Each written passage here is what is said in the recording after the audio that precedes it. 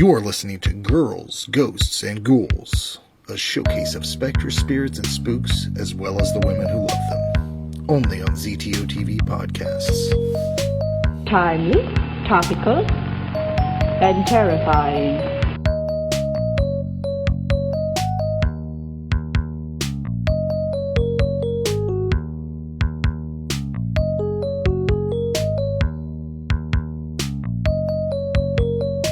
Well, hello, everybody, and welcome again to Girls, Ghosts, Ghouls, where we are going to talk about Nosferatu and the Shadow of the Vampire, because you have to talk about them both, otherwise you're missing something. And this was Betsy's choice after Rebecca and I kind of like poked and prodded her into picking something. So, as you know, we have Betsy White and Rebecca Cunningham, and we're going to throw it to Betsy, and then Rebecca and I will just jump in every now and then with some points of interest. So Nosferatu is from 1922, and it was directed by F.W. Murnau, and it's considered still one of the greatest horror movies ever created. It is an unauthorized and unofficial adaptation of Dracula by Bram Stoker, which is hysterical. And I quickly realized that depending on which version you watched, the names change. So our leads are Count Orlok, who is our Dracula-style character, Nosferatu. Thomas Hutter, who is also Jonathan Harker, depending on which episode or which version you watch. His wife is Ellen or Nina, depending on which episode you watch or which version you watch, which I thought was pretty fun. But the general plot is that Hutter/Harker works for a man named Herr Knock, who's the equivalent of Renfield. And he's being sent as an agent to go to this castle to meet a new client named Count Orlok, who's going to buy the kind of abandoned home across the way from where Harker and his wife, Nina Ellen, live. So she has serious misgivings about him going on this trip, but he's like, hey, I gotta go. And so they even allude to like, oh, his boss is real weird, which is pretty funny because he is, and he gets weirder as it goes, and it's really fun. But so he sets off and leaves his wife with some friends to stay so that she's because you safe. don't leave women alone, married women alone in the 1920s. She wouldn't have been safe with just her and her cat. So no. Terrible things happen to you when you're a woman left alone.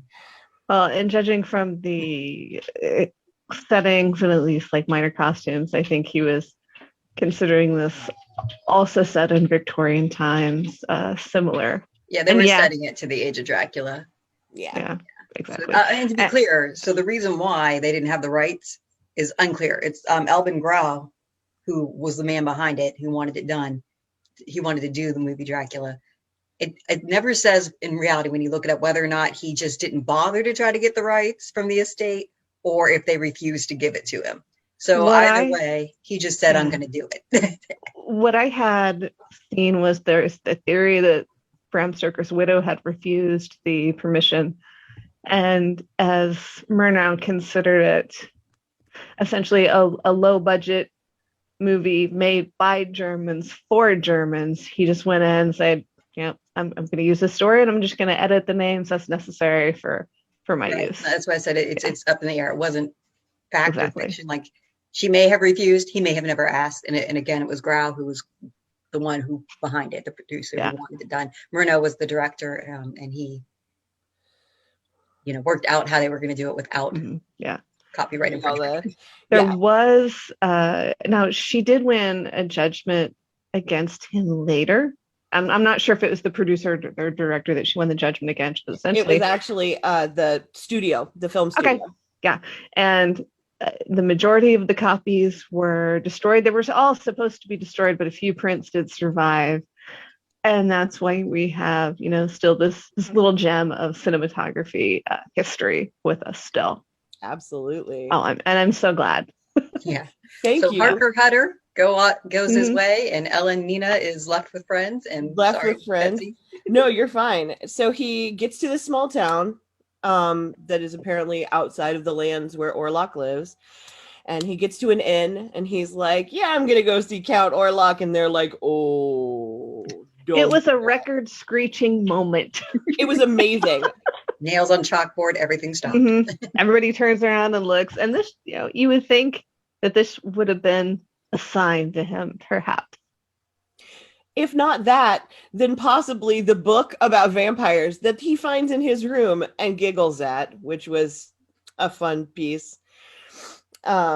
Basically it gives him like, hey, there are vampires, and he's like, oh, pshaw, and kind of throws the book down, but still takes the book, which I thought was funny. And then it's like taking the Bible from a hotel, I guess. Like, do you know what? I'm just going to steal the vampire book. They don't need it. So he gets in a carriage to take him to Count Orlok's, and they get partway there, and the people are like, oh no, we don't go over there. That's where the phantoms are. And he's like, oh, you silly peasant. You strange natives with your quaint ways. Just takes off, and then he's met by an eerie carriage driven by a real weird dude. Who is definitely Count Orlok, but we're pretending like it's not. And this carriage comes and takes him up to the house, and then the doors mysteriously open without him touching them. And then he gets inside, and then Count Orlok walks up all creepy in his Nosferatu, and props to Max Schreck, man. Woo. Yes. Woo!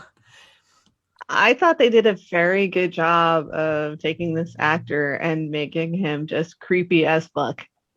And his physicality and everything in it. It's just the way he carries his arms, they're so awkward. And I mean, seriously, like, you can completely understand why, because he was mostly a German actor, when this film made it around the world, people were like, who is this guy? Do you think he's really Nosferatu? Which we'll come into later. But you can totally see why people thought that. You can completely see where that came from. Vampire, what happened? Right. A little point of note, the castle, Count Orlok's castle, is actually a Rava castle in Slovakia. Just in case you want to travel Eastern Europe, go check it out. Well, I'll put a mark on that for, potential European vacations. Why not? Yeah. So he gets there. They have like a really awkward dinner where Orlok is reading a newspaper and then glancing at him over with his big eyes. And he cuts his thumb cutting bread. And Orlok goes to stick it in his mouth, and Harker Hutter freaks out, and with reason. As you should. Right. And then we don't know each other like that. That's something that hello. Consent. And he's like, and so then Orlok is like, it's too early to go to bed. Let's talk a while. And then he wakes up in a chair by the fire and realizes he has some kind of bite marks on his neck. And then he had date rape even in that day. See, just not good stuff. Back to Rebecca's point, consent. Consent. Orlok is horrible about consent. Very much so. So the next day, Jonathan wakes up. He has the bite marks. He goes outside to write a letter to his wife. And he writes the worst letter I've ever heard in my life. And he's basically like, I've been having horrible dreams and also woke up with 2 strange bite marks. Do you think that they're mosquitoes or spiders? Who knows? Something but his we wife also can't be left alone. Sorry. Yeah. Something we also forgot to mention, like during that, I think it was during that dinner where Harker, that's the version I watched, had Nina's pendant out, her locket. That was in the next. Later? It's later this day. All right. Later this day, Count Orlok reappears from wherever he goes, and they're signing the paperwork. You're right. Yeah. Like, here's where you'll live. You'll live right across the street from me. And then the pendant of Nina pops out. Can we talk about the paperwork for a minute there? Oh yeah. Yeah, definitely. Looks nothing like any kind of legal contract anywhere. It's like basically got some bizarre rooms that may or may not be Hungarian/Germanic, I did but it read is some not of the it. language of either of them. It's not Hungarian because they're the Roman alphabet now, even in the 1800s. I So, did read some of it was Enochian symbols. which I think it was stuff basically they just threw together to be like, hey, look, let's have something funky and crazy looking, spooky. Yeah. which made no sense to me. I'm like, because you're supposed to be in the late 1800s. All these languages use the Roman alphabet. I know. I was loving it. I was like, Mhm. I'm Yeah. sorry. Are there sigils on this? Sigil contracts? Did witches write this contract? You don't know who his assistants are. I mean, it would explain knock, I guess, a I was little going to say bit. hair but knock. if you were Hutter/Harker, you might be like, what am I having him sign? What is this? What is this? And yet, Hunter Harker does not care one bit. So the picture falls out, and Orlok is like, oh, she has a lovely neck. Put a pin in this. We're gonna bring up this stuff later in the second movie. And can we just, for a moment, if anyone ever says that about anybody, questions. Although he is starting to have questions. So you're starting to realize that he's like, something feels a little off here. So at the same time, back where they come from, Ellen has started sleepwalking. And I love it because whenever she sleepwalks, you can tell because she's on tippy toe. That is universal sleepwalking, apparently. She puts her arms out and she's on tippy toe. Because we were like, why is she tiptoeing? Well, even if you are asleep, you don't want to wake other people up, even in your sleep consciousness. You know you're awake, but they're asleep. It really made me laugh, though. I was like, okay, she's tippy-toeing. And you get kind of the feeling that she is somehow psychically linked to her husband and kind of feels like he's in danger. Because then there are points where, like, he will be in imminent danger and she's, like, crying out. I mean, it's a silent movie, so she cries out. She makes an ah noise, like, face. Yeah. One point I want to address on this is it's interesting to see the silent films actors and actresses and their techniques. It's almost more of a theater aspect because you're relying on so much of the gesture and so much of the expression visual to get things across. So, yeah, very good point. It's just physical. Everything they do has to be very emotive visually. Mm-hmm. Playing to the back of the room, as they would say in the theater. That's like, that's true. I didn't think about that. Yeah, it is. It's very much like it's closer to mime than it is to what we would think of as acting today. Like, my apologies. You're fine. So, back in Orlok's castle, Hutter starts to investigate because he's like, something feels wrong. And he goes kind of down into the basement and he finds a coffin. And then, even though there's a hole in the coffin and he can see Orlok through the hole, he still opens the coffin. What's in here? I can see what's in here, but let's open it anyway. Right, but I'm going to open it anyway because I really want him to be able to get out at me if he wants to. So he opens it anyway, sees Orlok, and then, like, shocked, climbs back up the stairs. And now he is pretty convinced his client is a vampire. And he keeps going back to the book, and it's like, I think he's a vampire, is what the book says. Yeah, he finally starts to believe checklist. It. Right. And if you were watching with me, then I would have been reading that in a bad Bela Lugosi accent. So I want to hear the bad Bela Lugosi accent. Yeah. Oh, I was like, come on, Betsy, pony it up. With a vampire, there is 2 fang marks in the neck. Did it the whole time. So I'm somewhere between Bela Lugosi and Count Von Count from Sesame Street, which I like that you threw his full name in there. Yes. Most people would just be the Count from Sesame Street, but you're like, I know. And we don't know what you meant, but Oh no. I have to give Count him Dong Count. all of the credits. So he goes back to his room, and Nosferatu comes into his room and is very menacing. And then he like emerges from his bed a little while later and looks out the window, and the Count is loading up boxes onto a pallet, and then himself in his coffin onto this pallet, and you see him get taken away and off onto a ship. And so Harker Hutter's like, I gotta get out of here. And he sets off on a horse back home. And then it's like, I considered this the Amazing Race series, where you're seeing which one of them is going to make it back Yeah. first. who gets back first? The ship that is suddenly stuck with the strange pestilence, which I did like how they sort of used the vampire also as a metaphor for illness. Oh, yeah. Plague and illness. Oh, yeah. It was really nice. And then do you have single lone guy racing home? Who's going to win tonight at 11?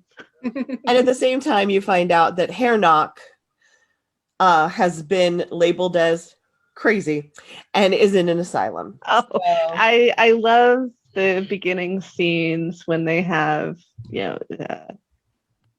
Hernock or Renfield, depending, which version, when he's in the asylum. At one point, the doctor and the orderly are in there in the room with him.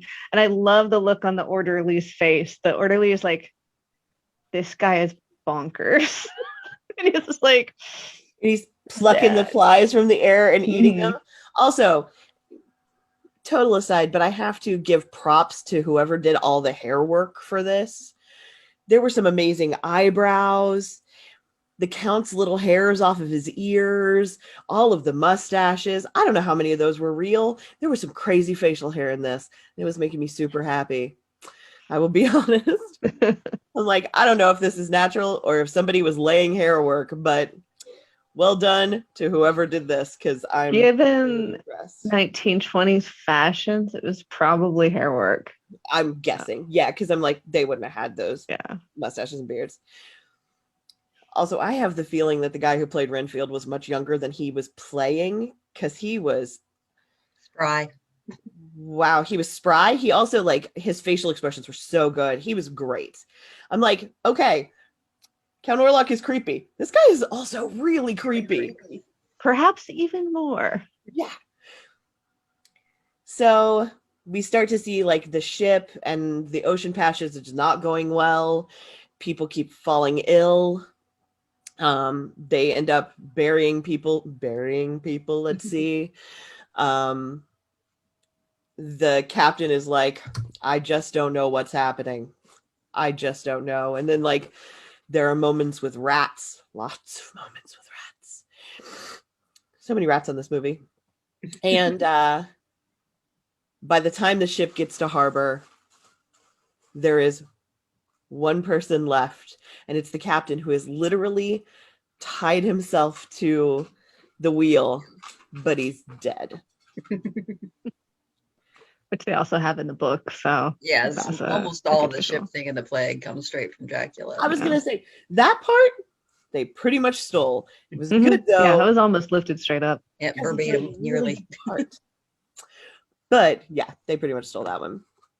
And almost basically at the same time, Harker Hutter makes it back, is reunited with his wife. And my favorite scene is Nosferatu carrying his giant box unseen through town. Like, that's not going to be suspicious. Can't see. Tip, tip, tip, tip, tip. Big. Was he on tiptoe? Did you notice? Because that might have been why he was able to do it. That's how he's stealth. He's on his tippy toes. That probably was my favorite part, just because it made me laugh. I was like, you're not sneaking, Sweet Pea. You're just walking through town with a big box of dirt. Yep. But it's okay. Do what you gotta. So he gets set up across the way from them. Renfield's just getting crazier. And so Harker Hutter tells his wife not to read the book. Don't read anything that might help protect you. No, just So she does, because girls be She's reading, Shocked smarter my than him. face. right? Yeah. So she reads the book, and what she reads in the book is that the only way to stop a vampire is for a woman who is pure of heart to keep him by her side until the cock crows.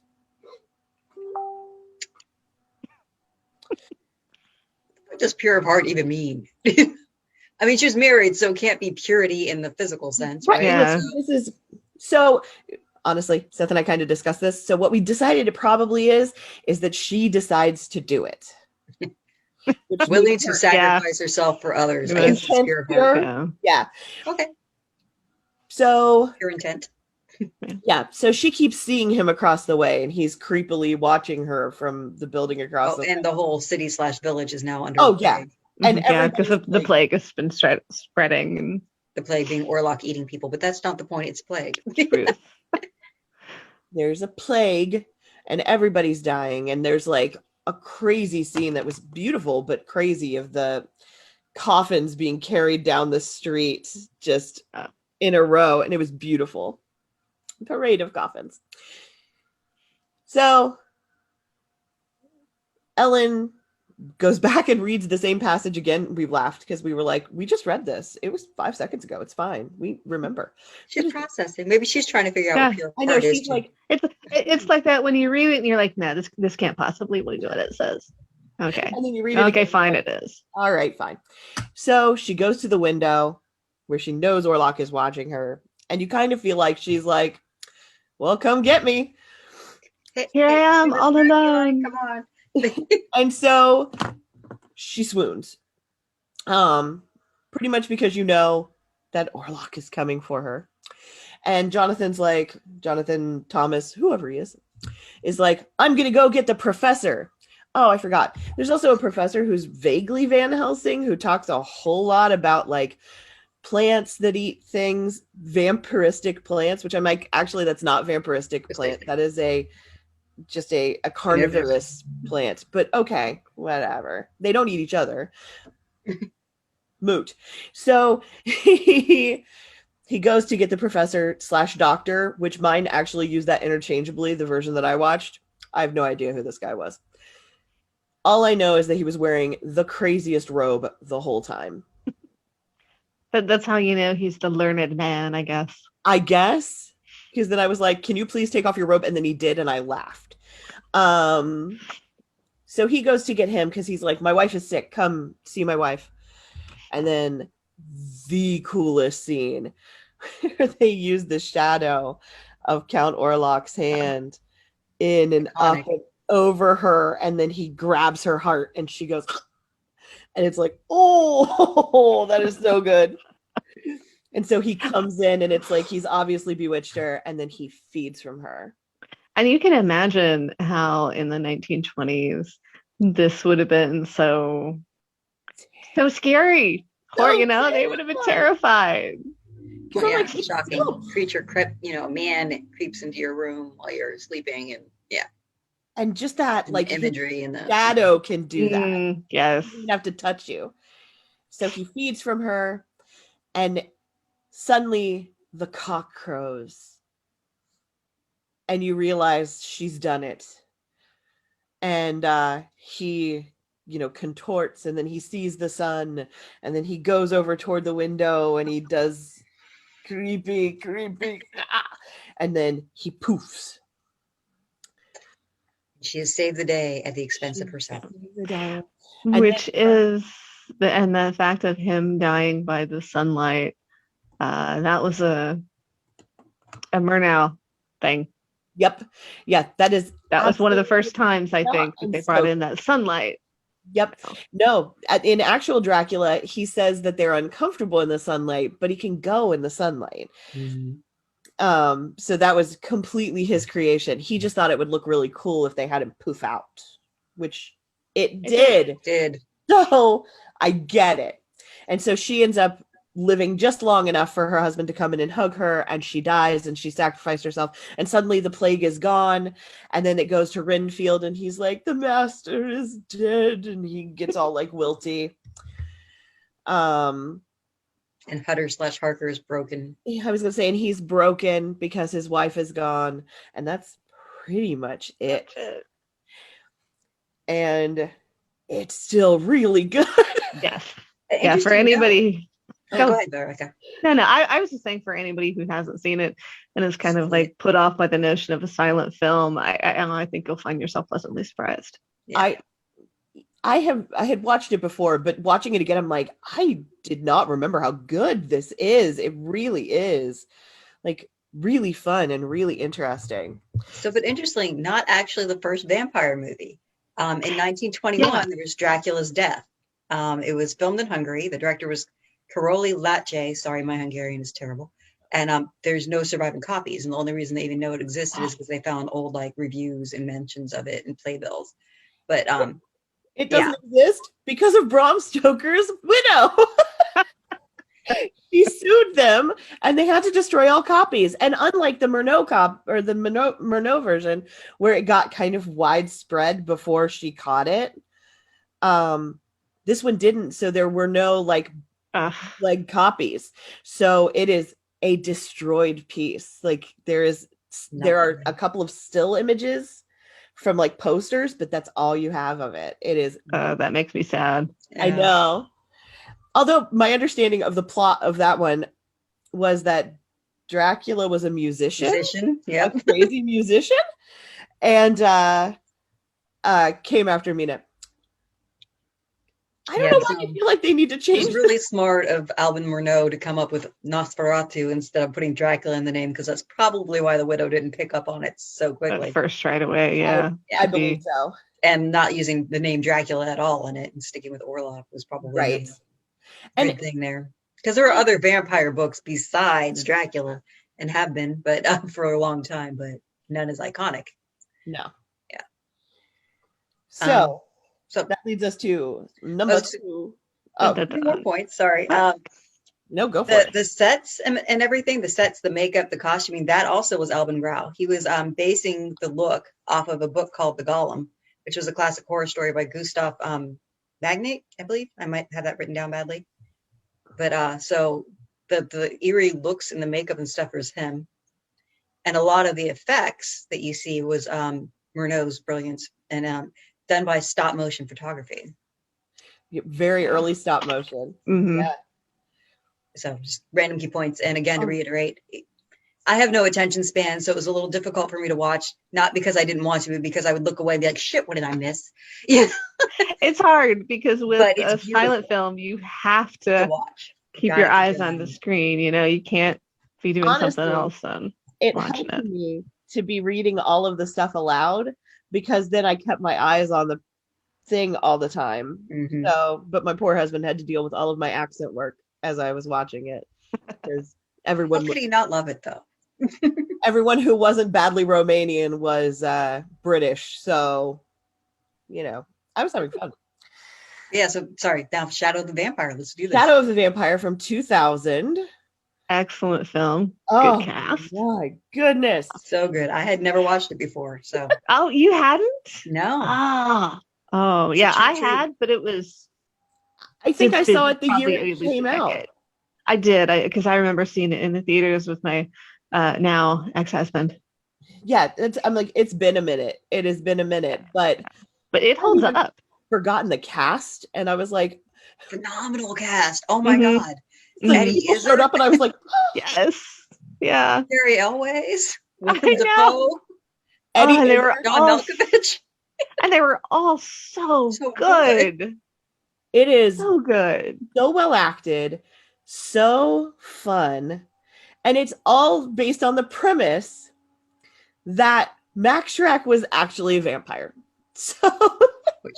To be fair to poor Max Schreck, before you all think he didn't exist, he was in fact an actor and a very good one and fairly prolific one. So you can look up his other films. Oh yeah, and give him his credit for Nosferatu. But the movie, the fictional movie, the reason it's only because he was so good. Primarily German.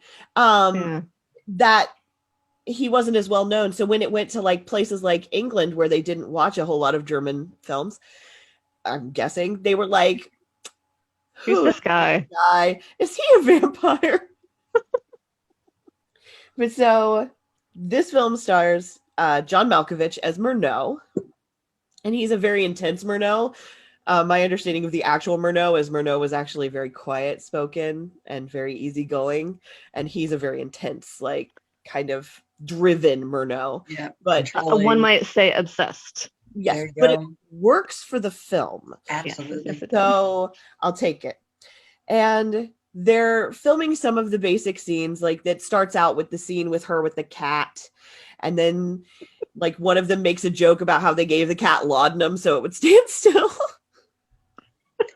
Which, by the way, laudanum and opium play a big part in this film. Oh, Oh yes. God. So much laudanum, so much morphine. I'm like, Jiminy Christmas, people. And then they say, well, who's going to be playing the vampire? We don't know who's going to be playing the vampire. And this is coming from Albin, who is the producer. Producer Alvin Graw, he's Yeah. And they said, well, he's already on set and he studied with Stanislavski, which I thought was the funniest method acting joke that I'd ever heard. Because in the 1920s, Stanislavski was teaching in Russia and he was super method. So he believed in like getting super into the part. And so they actually put a line in there about him studying with Stanislavski. And you're like, oh, so he's supposed to be super method. So that's how they were getting away with him being like a full vampire the whole time. He's just method. He's a little bit of theater in jokes. Yes. It's real good. So it starts like that. Then they go get on a train, which I read that that particular train's name was the Chiron, which I noticed that immediately. I'm like, oh, I don't think I caught that the first time around when I watched the film. no. As well as Greta's line when because initially she's complaining about having taken the role, and she's theater gives me life. This takes life from you. So put a pin in that. Oh, there's so much. It's so good. So they get on the Chiron and they head to, I think they say they had to Czechoslovakia in the movie. Czechoslovakia, yeah. So they had to Czechoslovakia. Which back in the day, that's what it was called before it split to the Czech Republic and Slovakia. Right. So they had to Czechoslovakia where they're going to find their count and be filming for a while because they're actually going to be filming in the place where the count lives. I have so many questions for the crew on why they just let this happen, but okay. So a very iron-controlled director at that point in time. So they get there and they are setting up in the little inn, and the people there are very superstitious. They have crosses everywhere.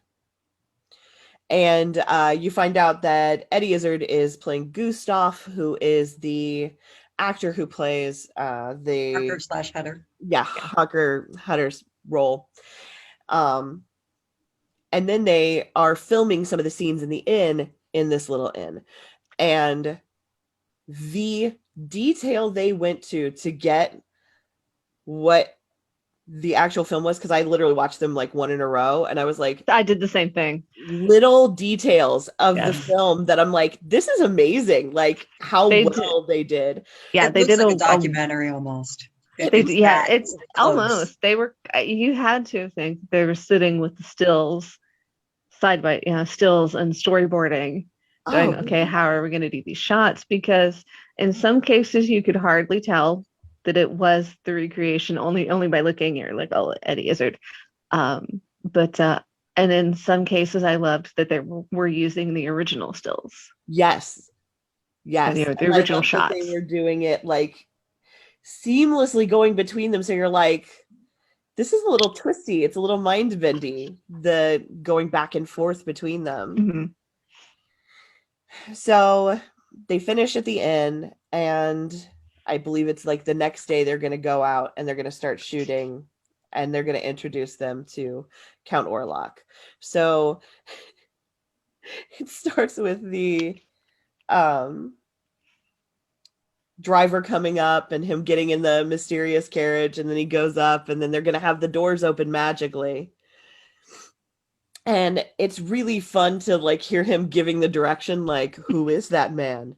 What's going on? Who is this? Why did the doors open by themselves? And he's like telling him how to act. Yeah. And he's like reacting like big to everything.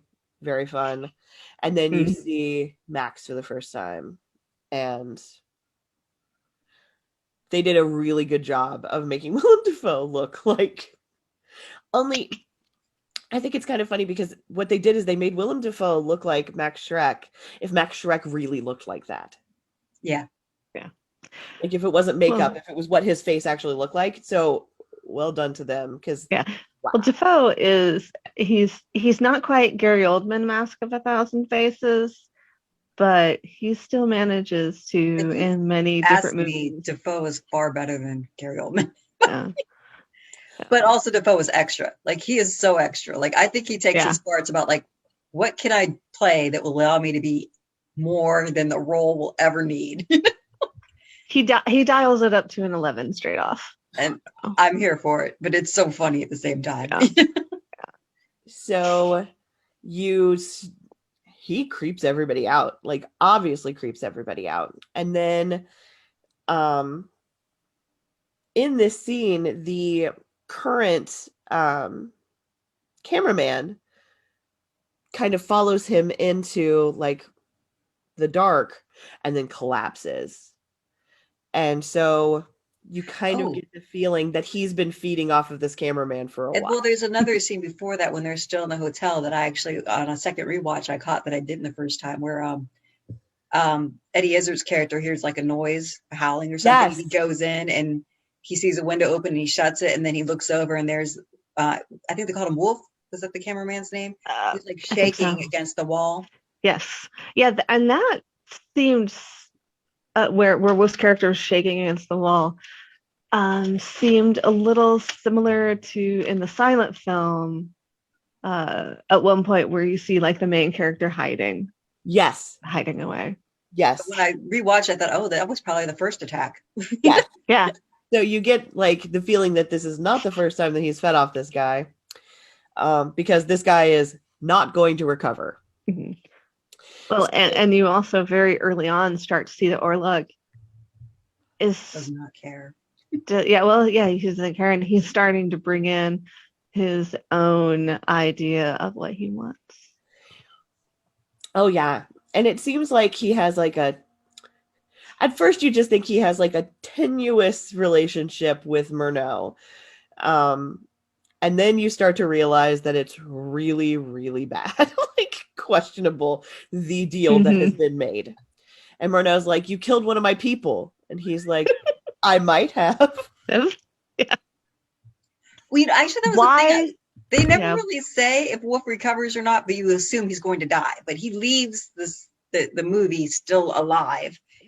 I believe that at some point, though, somebody does say, like, you know. But at that point in time, you don't know if he's going to live. Yeah, you don't know if he's going to die or not. And that's what I love, because, Orlok was like, did I kill him? He wasn't dead when I walked away. Did I kill him? So Murnau has to leave for a minute, because he's like, well, now I have to find us a new cameraman. So he goes off to find a new cameraman and to talk to the money, because the money is like, what are you doing? And leaves everybody building the also, sorry, I didn't want to stop, but I know that Rebecca, you wanted to bring up the scene with the locket and Greta, and that happens before he goes and runs off and gets it. Because he does it. They do it in this film as well. He sees the locket, and that's where you start to see some of the ad lib of the Count, and you get an idea of his spirit coming into play, because the Count leaves the locket. She has lovely bosoms. Would you just see everybody on set at that time go, just snatch the locket back, keep filming. It'll be fun for the lip readers. And again, they do a good job of recreating the old scene to the new scene, because Orlok does do the same thing where he's fascinated with Eddie Izzard's character actually cutting himself, and the director more or less setting him up to fall that way. Oh, and there's a lovely foreshadowing scene where you have Eddie Izzard's character who's touching up his makeup in a mirror, in a handheld mirror, and William Dafoe as Orlok is walking in, and you can see the focus on the mirror. There's no reflection. It's a very small scene. You can see there's no reflection, but Orlok makes a noise or something. They turn and they see him, and they're like, "What the hell did you come from?" But they don't quite catch the fact that they weren't seeing him in the mirror at that point. Yeah, You're right. I forgot about that one. Where you're like, what is happening here? So, yes. I'm trying to remember. And Orlok's entrancement with the camera and the filming process, you see that start to come out. I would like makeup. You don't get any. Oh, yeah. That was my favorite. I want makeup. You don't get any. Two things. Like, one, you're not entirely sure if he really wanted makeup or if he just wanted to continue to stare at the makeup girl's, body, boobs, whatever. Or if it was that, and he also was like, I'm a star. I want makeup. I think, you had a little bit of that. And some of this, I forget when the speech is when Orlok. No, that comes later. When Orlok is discussing what it is like to be a vampire, what it is like to be eternal. Yes, that's when he and after Manoa's left, they're building the ship because he refuses to go on a ship. So they're building the ship set in the ruins so that they can film the at least some of the ship there. And Murnau is gone, and it's Albin and the scriptwriter, I think, but I can't remember his name to save my life. Why did you eat the photographer? Why couldn't you have eaten the script girl? I'll eat her next. Why don't I the scriptwriter? We need him still. I am loath to admit, but we need the writer. That scene between Murnau and Orlok has some of the best dialogue. Great dialogue and intent. Oh, good. Well, and you get some of the extra that is Willem Dafoe with the nails and the clinking and the twittering. Mm-hmm. Which honestly, if I had those nails, I'd be doing all the time too. Like clicky, clicky, clicky, clicky. Which is why I don't.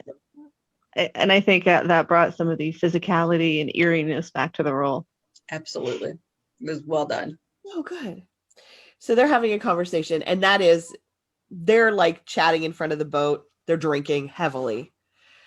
And this is when he's like, oh, I once saw somebody pull ectoplasm out of their mouth. He's like, oh, what did it look like? Seaweed? And which he's it like, probably was. What's the most magical thing that you've ever seen? And he's like, I once saw Greta Schroeder naked. Which is the actress playing Nina. Yes. And he says, oh, that is more impressive. And that was very funny. And then Shrek kind of comes out and is like chatting with them. And they're like, talking about the Dracula book, because in this, they know that the Dracula book exists. They know that they're faking the Dracula book. And they asked him if he read it, Shrek. And he's like, it made me really sad. And they're like, why sad? And he's like, he's been alone for 700 years. He had no servants. Do you think he remembered how to buy bread? Do you think he remembered how to make a bed? Things? Mm-hmm. Yeah, make a bed. He's like, this is not something for him. And I was like, oh, that's hard.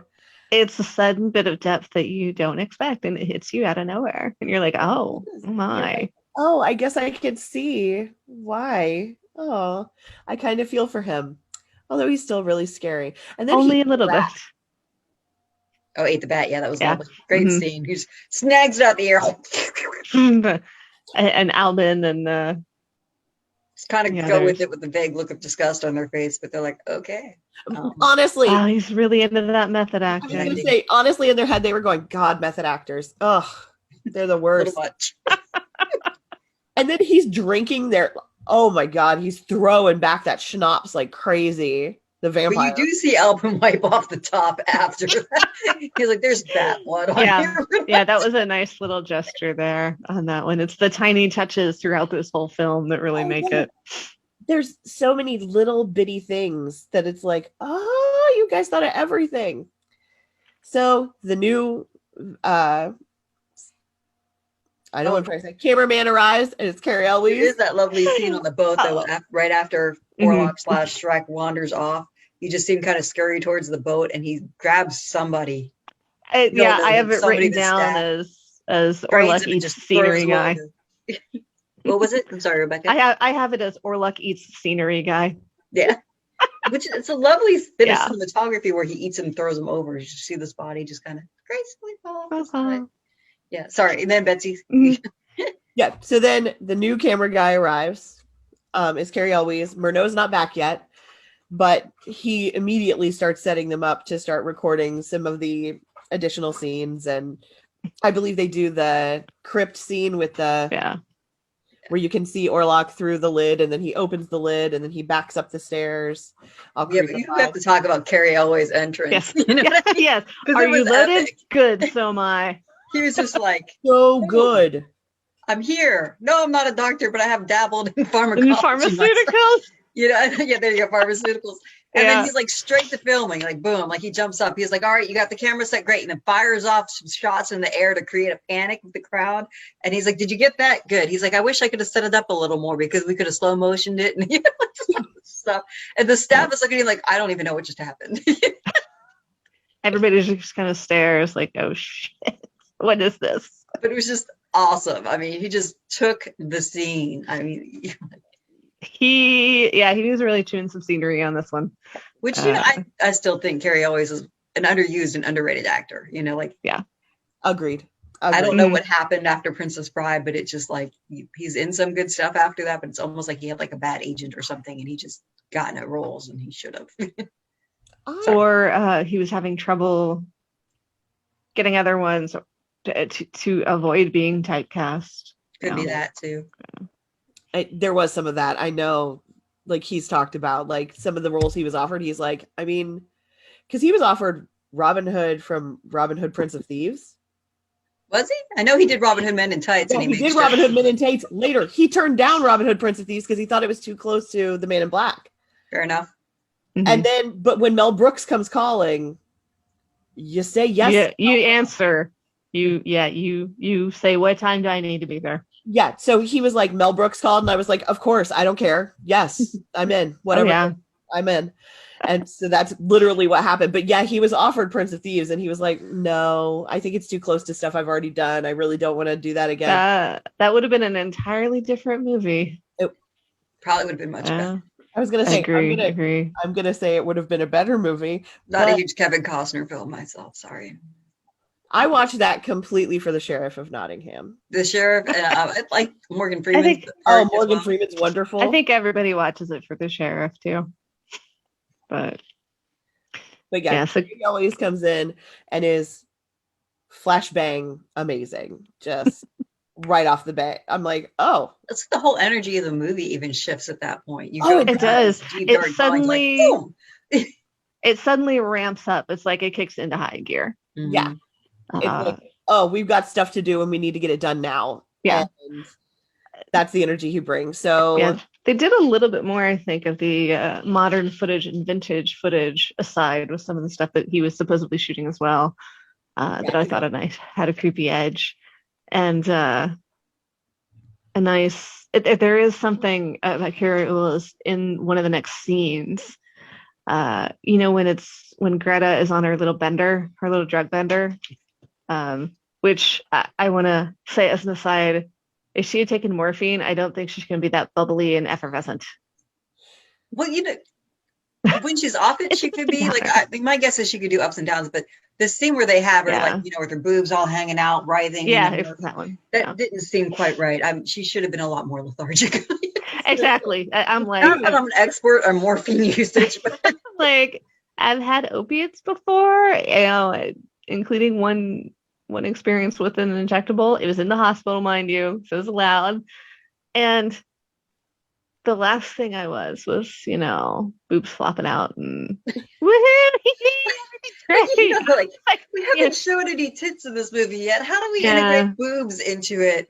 Oh, well, we're going to show some boobies in this film. But there's a little bit with she gets locked in during that. And is that the photographer? You see him lock her in. Is that the photographer keeping her safe during binge, or does the photographer suspect something with the film? Yeah. Does he suspect something with Orlok? One does wonder. Mhm. One does, yeah. Like, is she a danger to herself, or is he trying to keep her safe? We don't know. Yeah.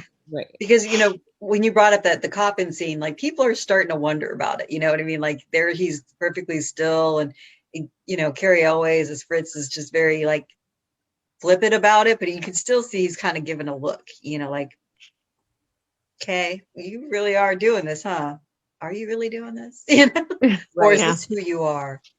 And the same thing. So we've got Greta on the morphine, and then all of a sudden we hear some noise from Bruno's room, who's on laudanum. So it's morphine versus morphine, really. But Seriously.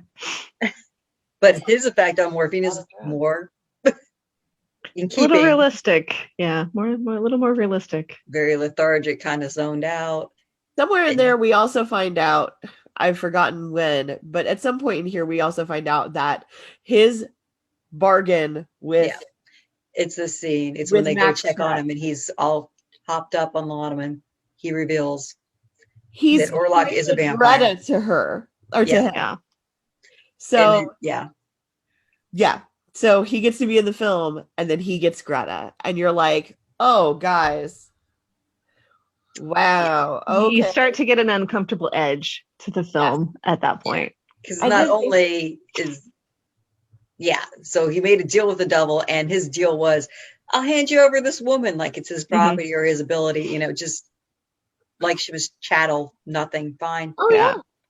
You just act in my masterpiece. I have a lot more to say on that when we get into those scenes.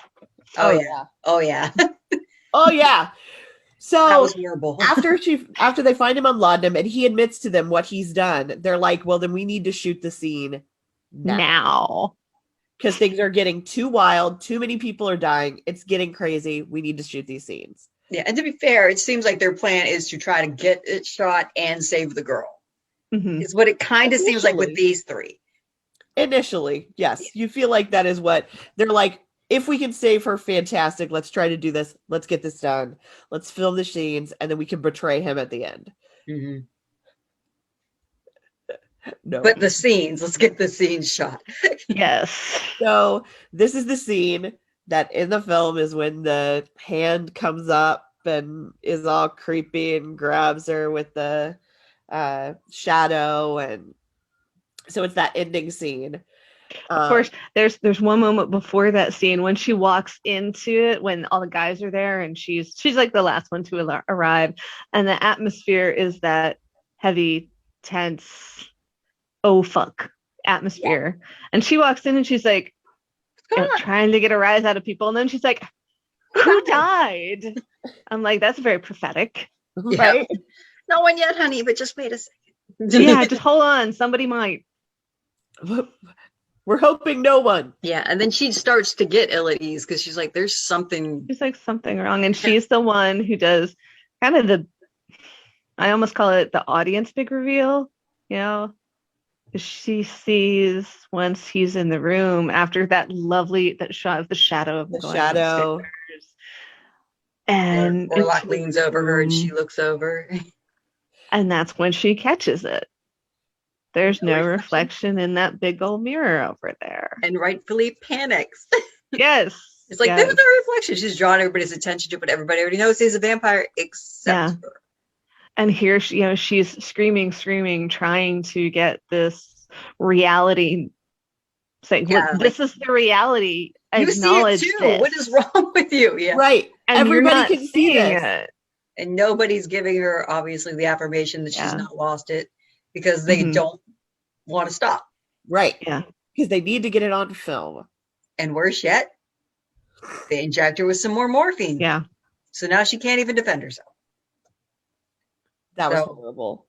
That was horrible. I found these whole sections extremely uncomfortable to watch this time around. I don't know what it was. Maybe it's some of our experience. Well, it's definitely an analogy of a rape. So, You know what I mean? Where yeah, they have yeah. basically, Oh, it's as you plain know, as day And it's that comparison. maybe it's also some of the like it the effectively was these men standing around, not only watching it happen, but contributing it to it happening. Mm, yeah, You it's know, it's yeah. very like I don't want to use the words like bro culture where it's Mhm. like we're not stopping him. We're not necessarily egging him on, but we're But not we're not stopping helping. him. Yeah. We're going to let it happen. And we're not going to say or do anything about it after either. Yeah. I Hmm. mean, and they go really sexual. I mean, whereas in the original silent film, obviously, they don't have any groping of any sort during the vampire feeding scene on this woman. His hands were very clearly not on her body, and his Right. face is, but, it's up by a neck. I was gonna say it's by Whereas her neck, but you can even like see like in certain scenes, like it's not it's not even touching. resting on her. No, he's near her neck, but he's not like chewing on her or anything. But enter Defoe when she's like, drugged up, and his hands are all squeezing her breast, and he's all drooling on her, and it's all very, The fact in the IMDb was he held on to her breast for 5 full minutes while shooting Good that. Lord. which I hope somebody spoke to that actress first, because I, consent. seriously, Hmm. 5 full minutes. Generally, scenes are very, any scenes with intimate contact, I guess, for lack of better terms, are highly choreographed, and they're Right, supposed. Well, let me rephrase that. They're supposed to be highly choreographed, movement by movement out ahead of time. right. So I hope that this was all spoken of. I would almost guess that it was only because he made the comment about her bosoms earlier. Yeah, well, yeah, but you always wonder, because you know how Hollywood treats women, especially back before the Me Too era, Yeah. Hmm. where if you're going to act, you should just expect to get groped. So even though they may mention her bosoms earlier, it wouldn't mean that the actress was fully aware or prepared Aware. to have Yeah. her breast groped for 5 minutes by a dude in Hmm. front of the cameras. And we like to hope that this was No. talked about, discussed, and worked out, but as Hope. far as I know, I haven't seen any accusations, allegations pop up about Willem Dafoe, but Hmm. Who knows? yeah. But But so she's out cold. He's feeding on her. It's pretty obvious, like he's draining her at Yeah, this point. well, and to be that's honest, is this when they start intervening I and was trying gonna to say, kill and him? that's yes, when that's they when they start try to start intervening. intervening. Yes. They pull on some kind of chain/counterweight system, I guess, that was supposed to open the door to where they were filming, and you hear a line, "He's cut the chain," or "Warlock's cut the chain." Yeah, they try to shoot him with a gun. Somebody tries to knock him. I think he kills Fritz, which Carrie Always' character, right? And Yeah. does he Yes, kill Albin too, or no? I mean, it looks like he snaps I both of am their not necks. entirely certain. It But kind of looked like he snapped both their necks because then Murnau's trying to talk to Albin, and Albin is eyes open, not moving. So that's at what the I thought. very least, he's paralyzed. Because he's telling him, "You need to put this in the shot. You need to put this in the shot, or it ruins the shot." Hmm. Yeah, well, that's the thing. Murnau then, just once these attempts fail, he takes over cinematography and he starts directing Orlok, to do the scenes. He's like, you need to be in the frame or it doesn't exist, and tells him to mimic death. And I have to give a moment for William Dafoe's extraness. So in the original movie, when Shrek goes and does his death, you see this slight arch, and this slight moving back from the sun. Defoe does a full back bend, like Hmm. almost into a Turkish drop from belly dance. Right? Like, just so much more. Because he's like, no, if I'm doing it, I'm getting extra. Drama. If I'm doing a death scene, I'm doing a I'm doing major Matrix, death scene. Yeah. And it looks lovely. It's very theatrical, but it's Hmm. also clearly extra. Oh my God, yeah. Yeah. And As then I mentioned earlier, Defoe's whole process is very extra. I'm sorry, my camera keeps shaking. The cat keeps like, Cat's like, go over here, go over here. yeah. Rebecca, if it's Cat's not like, in frame, it doesn't exist. well, let me tell you, Edgar should certainly be in frame. It would certainly be existing largely in frame. If you were there he is. if you were on camera. Or is that Edgar? It's your black one. Oh yeah, he passed a little bit in the background because he's Snake over cat's on butt, so. yeah, he's over on the bed now harassing the dog. Okay. Yeah. But- So then the rest of the crew breaks in finally, gets the And door open, And the sunlight shoots hits. sunlight shoots in, and then he kind of really dies. And everybody's like, what happened? What happened? And you see what I thought was a nice shot of the scene of the bedroom with Greta and everything. This little pile of ash sitting on the floor with some steam tendrils rising. And I think at this point, don't you have like, isn't Murnau also yelling for the clapboard to end it? yes. Yes. Still so focused. The vampire's dead. Half his crew's dead. He's like, clapboard. Somebody grab the clapboard. I need an end board, please. Yep. And so the guy comes over and like holds it up and then turns it upside down because that's for editing. And then they fade. And you're like, that was it. wow, that's a. And you're just left sitting there going, what just happened? But yeah, truly an excellent movie. Betsy, I'm so glad you picked these because, like I said, I've watched Nosferatu before in age ago, but I had never seen Shadow of the Vampire. And I'm glad you had the chance to. Yeah. Well, did you watch them back to back? Yes. Okay. And then separately too. It's like that's. Yeah. I'm obsessed. So I'll watch them. I watched them back to back first because you have to, and then like over time I kept rewatching them, and they weren't necessarily back to back then, but I experienced one back to back. highly advise people to watch them back to back if you can find a vampire. Yeah, I got it from the library. So my advice to any listeners, check your local library systems. You might be able to borrow it from there because it is damn hard to find. I was yeah. I was having trouble finding copies. I bought that were affordable. I bought mine on eBay. It wasn't super expensive, but it wasn't the cheapest thing I've ever bought on eBay. But also, I'm like, I know I like it. So the fact that I don't own it already is pretty sad. So I just went ahead. I probably owned it at one point, and for all I know, I still own a copy. I feel that because I haven't looked at my DVDs in a while, so. I feel that too. I have like a wall of them. I'm like, I don't know what's in there. Don't ask me. Yeah. To be fair, though, they are intermingled with my roommates, so they're not all mine on the wall, but I still can tell you what mine are. Yeah. I think with these two films, you definitely get the most out of them as a pair. Yeah. I mean, because some of the artistry of Shadow of a Vampire, you need the history background of having seen Nosferatu first. Yeah. I mean, you could watch them separately and never watch. Oh yeah, because each one stands. Each one stands very well on its own. Absolutely. But for a true treat, watch them both. Yeah. And back to back, like they're saying. Definitely watch Nosferatu first, though, because you want to experience it as a piece in and of itself before you get everything revealed to you. Well, also, maybe don't watch this before you watch them. Yeah. No kidding. Maybe we should put a spoiler alert at the beginning of this, but then again, if you anybody's going to know that we discussed the whole movie. If you haven't seen 1922 movies and year 2000 movies yet, sorry. You never know. Yeah. And there's several places you can watch Nosferatu streaming for free. Oh, yeah, absolutely. Like, even if you don't have an Amazon Prime membership, you can find it, I think, on some other random apps like Tubi or something like that. I think it's I'm positive there's probably a bootleg copy on YouTube as well. I don't know what the quality is of it, but it's there. I remember at one point seeing a copy that had been like where the sound had been remastered and where they essentially the individual did their own sound.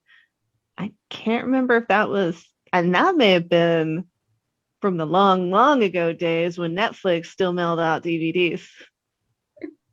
Well, I read somewhere that there are versions of this that you can find out there with more traditional orchestrations. There's one that has a jazz soundtrack. There's one that has a techno soundtrack that you can find out there if you are Techno so silent inclined. film. That one's a curious one. I'm gonna have to look that one up. So I thought that was kind of odd. But I'm like, now I want to watch more of them and see how I the mean, is it music like plays goth out. techno or is it techno? Because, just saying, I mean, if it was goth techno, that could be really fun. really, Like, really fun. Yeah. You could have it playing in that a one. playing in a goth club. Like, you could have this movie playing in a goth club anyway. It's, Oh well, I'm Pretty sure it sure it has. has been playing at goth clubs Yeah. we've been to. I'm I'm sure at Outlands it was on the background at some point. yeah, definitely. Yeah. Absolutely it was. I can't prove that, but yes. It'd be very wrong if it wasn't. Yeah. I'm not even gonna take the bet because I know you're right. I did I come didn't out go of there this that often, but I'm sure it was. deciding I need a pair of vampire teeth for my very front teeth. Like, why? Why his very front teeth? Yeah, that was the other thing I thought was funny, like the choice to have like the buck fangs, Mhm. which you only ever see on, I think, in one other vampire movie, and that was it Salem's Lot? Salem's Or Evil Lot. Things, maybe. But So maybe two more. but both of those were based off of Nosferatu. Nosferatu. So I was gonna say, and then also What We Do in the Shadows, their one roommate is basically a Nosferatu, so he has the front fangs.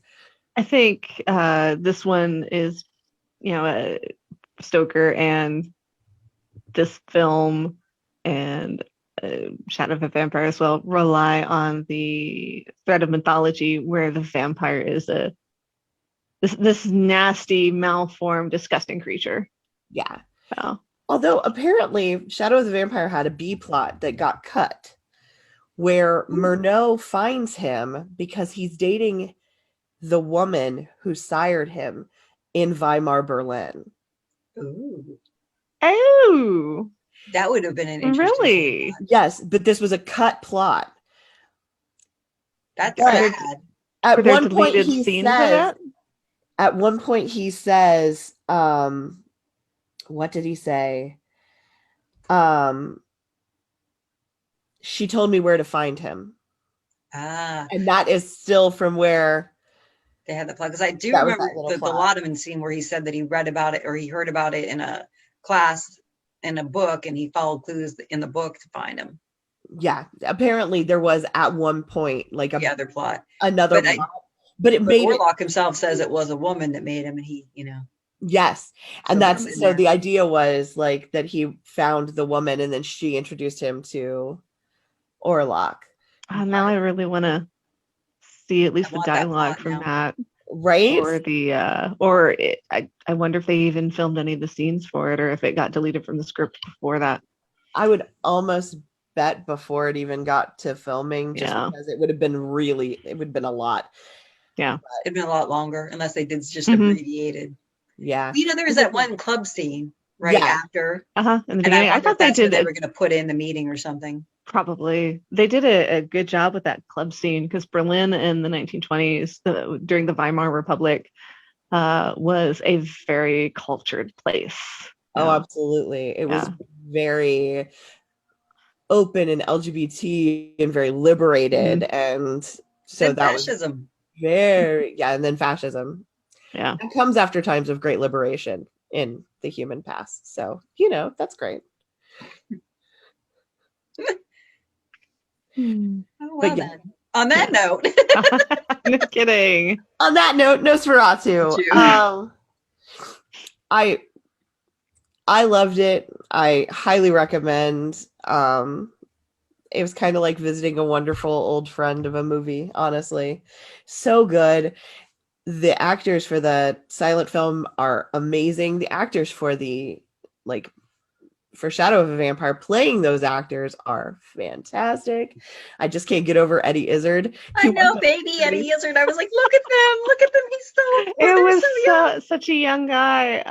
Oh no, With the he baby face was and so those fun. cheeks. And I was thinking they probably loved being in all that makeup too, because Yeah. Yeah, they walked on and I was like, has Eddie Izzard ever been hotter than this? Because I personally think Eddie Izzard is kind of hot, but hey Eddie, what's up? I adore them. I think that they are one of the best actors on so many different levels. He's Quite a very fun. range. He's got, well, I mean, obviously his comic timing is always on par. So he's wonderful, especially when he has, you know, all the snark in the lines like he did, frankly, in this film. Yeah. Oh yeah, it was great.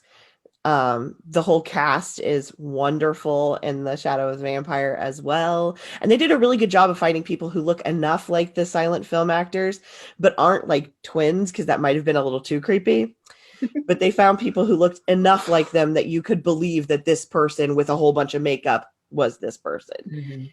It was really well done. Yeah, it gave a great effect that it was like a documentary of the film while it was being filmed, even though you know for a fact it's obviously not, but it's still very, very, very, it gives you that feel a lot. Yes, it does. It's Yeah. so good. I like them so much. This was really fun. I forgot how much I enjoyed the both of them, and especially how much I enjoyed the dialogue in Shadow of the Vampire. So good. So watch them. And then, chat with us about it. If you want to post in the group, if you want to Absolutely. post on the page, if you want to message us about what you think about that or any of the other stuff we watched, we'd like to hear from you. So do that. Absolutely. If you have ideas for things that you'd love for us to watch at some point, let us know. We're going up through the 1970s. So this time we had kind of a rare outlier, but we may do this occasionally where if there's a modern movie that just pairs really well with a really good classic movie, we may You're take going it to see together it. like this. 'Cause Yeah, this just works too exceptions well. can certainly be made, you know, for Yeah. that, but it's just that our main focus typically cuts off in the 70s. Yes. But this one just went too well together. It just seemed like two peas in a pod. So do them together. So Yeah. They are. I'm not With that, sad. this is Girls Go Schools, and I'm Jenny. I'm Rebecca. Thanks for watching, folks. Bye.